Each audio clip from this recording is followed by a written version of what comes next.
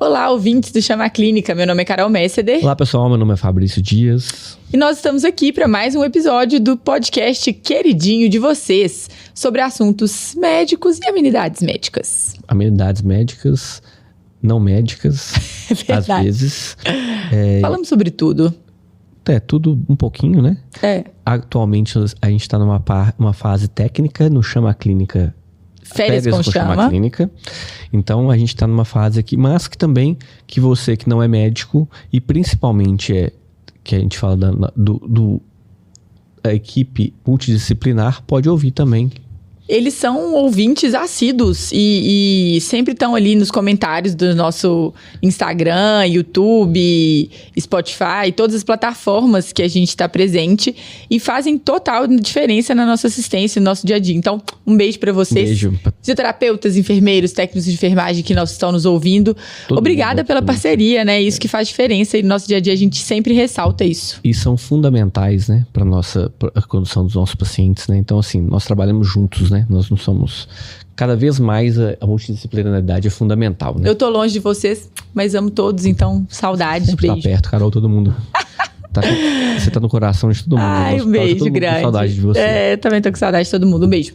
Olha, hoje o episódio vai ser sobre AVC, que é uma condição potencialmente muito grave, né? Então, é importante o reconhecimento rápido, condução, manejo adequado desses pacientes. E nessa série de episódios a gente fala sobre as condições clínicas mais recorrentes do pronto-socorro, as emergências clínicas e a importância do reconhecimento e manejo adequado disso. Então, se você está aí recém-formado ou dá plantão no pronto-socorro, esses assuntos são fundamentais e você precisa dominá-los. Então, se você não se sente tão seguro, repense se o plantão é para você.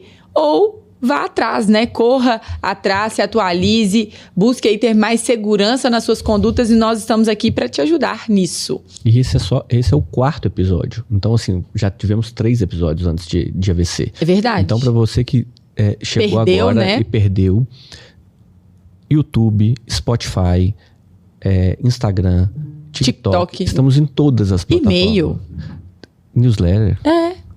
Você tropeçou, Chama Clínica, você vai ver o Chama Clínica na sua frente. Então... Em 2025, nós não queremos desculpinhas esfarrapadas. Ai, não tenho tempo de me atualizar.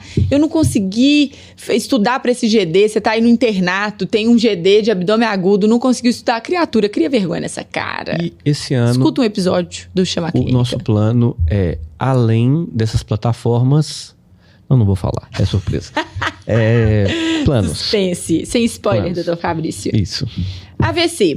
Nós estamos seguindo uma métrica aqui que é avaliação clínica, né? Quadro clínico mais comum, avaliação diagnóstica e o tratamento, sempre com os highlights desses quadros. O objetivo aqui não é esmiuçar o tema, não daria para fazer isso em 30 minutos, mas a gente segue conseguindo aí fazer uma recapitulação bem objetiva, bem didática, trazendo o que os guidelines mais recentes falam sobre esses temas. Então, bora falar sobre AVC.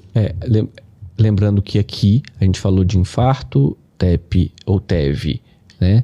E trombolismo venoso e abdômen agudo. Agora a gente vai voltar a falar de uma síndrome clínica no pronto-socorro, que sim é dependente de tempo, tá? Então, assim, essa aqui a gente costuma falar AVC, tempo é cérebro. Então, agilidade na suspeição diagnóstica, no diagnóstico e na conduta. Você precisa ser rápido, tá? Então, assim, e é uma importantíssima causa de mortalidade, tá? A nossa ação aqui, ela muda a mortalidade do paciente, ela muda o grau de sequelas que esse paciente vai ter. Então, tempo é cérebro, identifique o paciente com AVC rapidamente. Impacto direto na qualidade de vida desses pacientes, né? Exatamente. Dos AVCs, a gente vai ter 2 tipos, isquêmico e hemorrágico, sendo que o isquêmico mais de 80% dos casos é o AVC isquêmico, em torno de 10 a 15% vão ser o AVC hemorrágico, tá? Então, assim, o foco aqui, principalmente, vai ser no AVC isquêmico, que é o que a gente pode intervir mais rapidamente e mudar o prognóstico desse paciente. E aí, a gente tem 2 mnemônicos. Um que a gente já falou, então se você nunca ouviu falar do SAMU, Claro que é aquele que atende as emergências. Você já ouviu falar, criatura? Eu tô falando do mnemônico. Não é serviço de atendimento médico de urgência que a gente tá falando, não. É o mnemônico sorri, abrace, música e urgência. Então, peça o paciente, veja se o paciente tem algum desvio de rima labial, se esse paciente consegue obedecer o seu comando na hora de abraçar, se sustenta o braço, se tem alguma alteração da motricidade, música, se ele tem alguma disartria, se ele tá afável, se ele tá entendendo o comando, se ele tá conseguindo verbalizar adequadamente. E também tem o mnemônico equivalente, que é o FAST, que provavelmente todo mundo já ouviu falar, exatamente, que é F de Face, Arm, Speech e Time, que é equivalente ao SAMU. Gente, importante aqui, a avaliação de a identificação de quando os sintomas começaram, né, Fabrício? Porque isso aí vai mudar a nossa conduta. Exatamente. Então, assim, o paciente chegou, é uma suspeita de AVC, tem qualquer déficit neurológico agudo, tem qualquer quadro, por exemplo, uma cefaleia que você suspeite, crise convulsiva, a suspeita é AVC, esse paciente precisa ser conduzido rapidamente para uma tomografia de crânio, tá bom? O exame de escolha desse paciente é uma tomografia de crânio. Fafá, mas no pronto-socorro que eu trabalho, tem neurologista, eu preciso saber isso? Sim, lógico. Criatura, pelo amor de Deus. Ele está atendendo outro paciente, chega um AVC. O neurologista vai ter que ou estar ocupado atendendo outro paciente. E outra, às vezes esse paciente não vai ser triado para o neurologista, vai cair na sua mão. Aí você vai chegar e falar assim, não sei, vou chamar o neurologista. Não. E aí o neurologista demora 20, 30 minutos para atender o paciente. Porque o paciente acabou de perder na sua mão 30 minutos que ele já poderia estar tratando o paciente. Então, nós estamos falando aqui para as pessoas que querem fornecer aos pacientes um tratamento de excelência, né, gente? Então, a gente está falando aqui para profissionais de alta performance ou que almejam isso. E essa é a nossa forma de pensar e ver a medicina. Então, não aceitem menos do que isso para a vida de vocês. Função e papel do médico clínico e emergencista no pronto-socorro atender o paciente com AVC. Isso. Então, déficit neurológico agudo. Então, NIH é o score, a gente depois pode colocar para vocês aqui ele completo, tá bom? É sempre nas referências aqui na legenda, seja no Spotify, seja no YouTube, no Instagram, quando a gente mencionar esses temas, a gente vai colocar na legenda todas as referências para você que quer avançar um pouquinho mais nesses conceitos, estudar mais aprofundadamente. Então, assim, classificar o NIH do paciente é fundamental, até para você definir gravidade, o que você vai fazer depois. Então, saiba usar a ferramenta. A NIH não é uma ferramenta simples de usar, mas também ela pode ser usada e tem que ser usada para avaliação clínica, prognóstico, definição de conduta. Então é fundamental isso. Já falamos que diante do paciente com suspeita de AVC, o exame de escolha é tomografia. Mas você pode fazer uma angiotomografia de crânio, vasos cervicais, você pode fazer uma ressonância com difusão para ver realce tardio, essas coisas todas. Você pode fazer isso, gente? Pode. Você tem estrutura para fazer? Faça. Ninguém aqui é contra você usar a estrutura. Só que qual que é a realidade global? É TC de crânio. E por que é importante TC de crânio? Tá? Porque a TC de crânio na urgência, o TC simples, ela vai afastar sangramento. Diante de um paciente com um déficit neurológico agudo, confirmado, bem avaliado, a TC de crânio, mesmo que ela não tenha alteração, ela descartou sangramento, ela autoriza você tomar conduta. Então, assim, não precisa necessariamente fazer um exame refinado, uma angio-TC, uma ressonância para você dar diagnóstico de AVC. E nesses quadros, né, hemorrágico ou isquêmico, a conduta é diametralmente oposta. Então, por isso que é importante a gente ter um exame que afasta ou confirma sangramento, apesar de ser o menos frequente, né? Exatamente. É importante a gente descartar, porque é uma contraindicação para tomada de decisão, por exemplo, da trombólise, né? Exatamente. Então, assim, tomada de decisão é exatamente essa. Então, assim, a gente já tem protocolo de AVC que o paciente faz trombólise na sala de tomografia. O paciente já desce com trombolítico, ele não tem imagem na tomografia, ele já faz o trombolítico ali.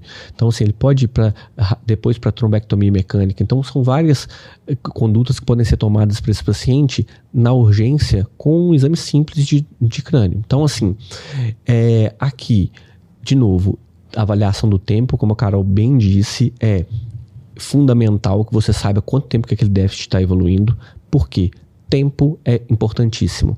trombólise no paciente com suspeito de AVC é até 4h30, tá bom? 4h30 está indicado trombólise. Eu sei o tempo, eu consigo determinar o tempo daquele déficit, eu tenho 4h30 para fazer trombólise, lembrando que quanto mais precoce, maior chance de sucesso, maior chance de eu tirar meu paciente de uma sequela, de maior chance do paciente sobreviver. Então é fundamental que eu avalie esse paciente rapidamente. Tem no meu serviço ressonância com difusão, tem angiotomografia. Então, assim, é uma suspeita de uma oclusão proximal, por exemplo, na angiotomografia eu confirmo isso, eu posso levar esse paciente para uma trombectomia mecânica. Então, eu posso, e até nos estudos mais recentes aí, as janelas ampliadas, né? 9 horas eu tenho uma ressonância de difusão, até 24 horas naquele paciente, por exemplo, que eu consigo avaliar a área de penumbra desse paciente, né? Então eu posso fazer uma janela de trombectomia, de trombólise mais ampliada. Isso foi uma coisa que mudou, né, da nossa época também. Exatamente. Antes a gente tinha aquela janela de 4h30 bem engessada para o paciente com trombólise, e depois desse tempo não tinha muito o que fazer, né? Exatamente. E agora não, a gente tem cada vez mais o domínio aí da técnica de trombectomia, e isso foi uma mudança de paradigma na condução dos pacientes com AVC, com muito impacto na morbidade, né, nas sequelas desses pacientes e também na mortalidade. Então, estudos recentes de FUS, que a gente vai colocar todos aqui na legenda para vocês, eles mudaram a prática mesmo. Então, a gente tem essa janela ampliada. Se o paciente tem avaliação ali na ressonância de uma área de penumbra, que tem benefício de uma reperfusão, a gente vai investir, e isso aí diminui a chance de ter uma sequela, melhora a qualidade de vida desses pacientes, e foi uma grande mudança na condução desses quadros aí de AVC. Exatamente. E aí, falamos de trombectomia, trombólise, mas tem outras. A terapia de suporte também nesse paciente é muito importante, tá? Então, esse paciente é um paciente que vai para a unidade de terapia intensiva para monitorização, seja pós-trombectomia, seja pós-trombólise, ou seja, você não vai fazer nada. Você não vai fazer nenhuma das duas condutas, ele vai ficar em monitorização neurológica. Para quê? Primeira coisa, para você, tem alvo pressórico para o paciente AVC isquêmico, né? Ele pode manter uma pressão arterial média mais alta, tá? Então, assim, e com isso, eu não trombolizei, menor que 220 por 110 é o suficiente para esse paciente. Se eu fiz a trombólise desse paciente, eu vou cair um pouco essa pressão para 180 por 110. E por que isso é importante no AVC isquêmico, tá? Porque eu vou diminuir a chance de hipoperfundiária de penumbra. Hipotensão nesse paciente pode ser deletério. Diferente, por exemplo, do AVC hemorrágico, que eu vou controlar mais a pressão. Idealmente, nas primeiras 6 horas aí, reduzir a pressão para abaixo de 140 de sistólica. Então é muito importante esse controle pressórico refinado. A gente indica sempre, quando você tem um paciente que precisa ter o controle pressórico mais refinado nessas primeiras 24, 48 horas, que você use um vasodilatador titulável, né? Então é fundamental isso para esse paciente. Tá, eu tô falando de nitroglicerina ou idealmente, né, o nitroprussiato, tá? Que deve ser usado. Então, controle pressórico adequado, euglicemia, normonatremia, controle da temperatura corporal, isso é fundamental para esses pacientes. Neurocheck, isso é super importante. O paciente pode piorar, ele pode melhorar, mas ele pode piorar agudamente, então ele pode ter que refazer uma imagem, né, Carol? Então, assim, essa observação é fundamental. No caso do AVC isquêmico, aspirina, clopidogrel, nos AVCs pequenos, laculares, a AS-clopidogrel é a terapia por 21 dias, é a terapia de escolha. Essa dupla antiagregação. Dupla antiagregação plaquetária é importante por 21 dias. Estatina de alta potência também é fundamental, tá? Então, assim, é muito importante a gente avaliar isso na fase, já ter essa ideia na fase aguda ali, para você instituir essa terapia o quanto antes para esse paciente. E pensando no isquêmico, a avaliação da etiologia é importante, né? Foi cardioembólico, áterotrombótico, porque aí a gente vai conseguir intervir e reduzir a chance de recorrência, tratar adequadamente esses pacientes, né? Para evitar aí uma recorrência desse evento, porque a gente sabe que ter tido AVC é é um risco, um fator de risco independente para ter novos quadros.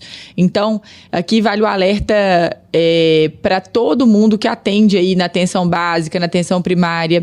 O controle das comorbidades é o que diminui o risco desses eventos. Então, a gente sabe de todos os fatores de risco, obesidade, controle inadequado da pressão, controle inadequado do diabetes, né? Tabagismo, etilismo, enfim.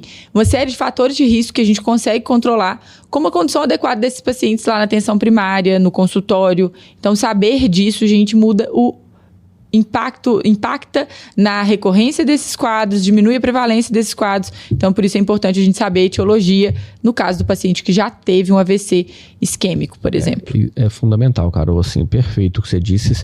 Não adianta eu tratar a fase aguda se eu não previno a recorrência. Né? Então, assim, se não eu trato agudamente, tiro o paciente de risco, ele vai ter outros ali que vão deixar ele com mais sequelas, aumentar a chance de mortalidade. Então, e vai tirando qualidade de vida, né? Que é o que é principal que a gente quer para os nossos pacientes. Então, a pesquisa etiológica é fundamental, tá? Então, assim, isso é importantíssimo. Anticoagular quem tem fibrilação atrial, fazer uso de estatina, aspirina, né, para quem precisa, para os pacientes aterotrombóticos, por exemplo, né? Então, é fundamental que se pesquise a etiologia e trate adequadamente o seu paciente. Perfeito, acho que entregamos todos os highlights. Exatamente, assim, conseguimos ultra resumido, mas assim, para você que vai atender na sala de emergência, acho que a gente vai deixar referências bibliográficas aqui para você. Principal, acho que a principal mensagem é a identificação precoce mesmo, né? Assim, sempre. E esse exame de imagem e a condução adequada ali, porque esse paciente vai ser manejado na terapia intensiva. Então, você entregar ele redondinho lá na terapia intensiva. Eu gosto sempre de falar com vocês, por ter trabalhado, né, no pronto-socorro, na terapia intensiva e na unidade de internação, a gente nunca passa a bola para os outros, né? Então, nossa, deixa eu me livrar desse paciente, deixa eu mandar ele para o CTI, que lá eles vão decidir. Não é assim, é uma continuidade do cuidado. Então, a gente tem que dominar também qual que é a condução, até porque você pode não ter vaga de terapia intensiva e você tem que iniciar os manejos ali daquele paciente na unidade de emergência. A gente está falando aqui, Carol, de doenças tempo-dependentes. Eu falo isso direto, assim, no ambiente hospitalar, num pronto-socorro de hospital, é onde você muda, muitas vezes, o prognóstico do paciente. Sim. Então, se você sobreviveu, agradeça muitas vezes o médico que primeiro te viu. Então, assim, você que está na porta, a sua importância é fundamental. Você é fundamental para o desfecho do seu paciente. Em doenças como sepse, AVC, infarto, essas patologias que são tempo dependentes, o médico da porta é o que salva a sua vida. E aí, então, assim, gente, vocês que estão... É você que salva a vida do paciente. E você que está lá na porta, muitas vezes vai ter que ter um raciocínio medular mesmo. A gente fala aqui de vários quadros que a gente vai ter tempo de parar, rever o guideline. Agora, esses quadros em especial, a gente não tem muito tempo e cada minuto conta para a vida do paciente. Então, por isso, a nossa decisão de revisar esses conteúdos, essas emergências, e entregar para vocês uma revisão rápida aqui, cujo intuito principal é: nossa senhora, eu não lembro nada disso. Opa, senta, reveja aqui o guideline, estude, porque você pode estar colocando a vida do seu paciente em risco, né? Então, é importante a gente ter essa responsabilidade, essa consciência aí na nossa atuação. E assim, quando você faz bem feito a sua parte, assim, você entrega um paciente mais bem conduzido, você facilita muito o trabalho do seu colega, porque muitas vezes a gente está na terapia intensiva, quando a gente recebe, eu falo que quando a gente recebe o caldo entornado, é muito difícil você correr atrás, né? E assim, tudo bem, o paciente pode sair, tudo, mas o tempo que esse paciente leva é muito maior, a chance de sequela é muito maior, as complicações dentro do ambiente de terapia intensiva são muito mais frequentes. Verdade. Então, quanto mais ele exigir de intervenção, enquanto por mais tempo ele exigir de intervenção, mais chance de complicação esse paciente tem, né? Se você gostou desse episódio, se achou que esse conteúdo foi relevante, curte, comenta, manda para um colega, manda para aquele médico que atende com você, que você quer dar essa moral. Então, e manda sugestões aqui pra gente de outros temas que vocês querem ver aqui nessa abordagem de 30 minutos. Esse ano a gente vai fazer muitos episódios como esse, tá? Então eu acho que as sugestões de vocês são fundamentais, porque aí a gente quer preparar um conteúdo bem direcionado para o nosso público, para fazer mesmo conteúdos rápidos, que você vai escutar indo para o trabalho, para o hospital, para a residência, para a faculdade, para fazer uma revisão rápida. O objetivo aqui não é dissertar sobre o tema, é fazer uma revisão rápida com highlights, como a Carol gosta de falar, para te ajudar no plantão, no internato, durante a residência. Então é uma revisão rápida. Ficou na dúvida de alguma coisa que a gente falou aqui? Manda pra gente nos comentários que a gente vai responder vocês. Quer alguma literatura a respeito? Me manda o guideline e tal. A gente manda artigo de revisão, estudos, tudo a gente tem. E a gente ainda não trouxe o neurologista aqui, trouxe? Acho que ainda não. A gente teve um episódio com o Galileu.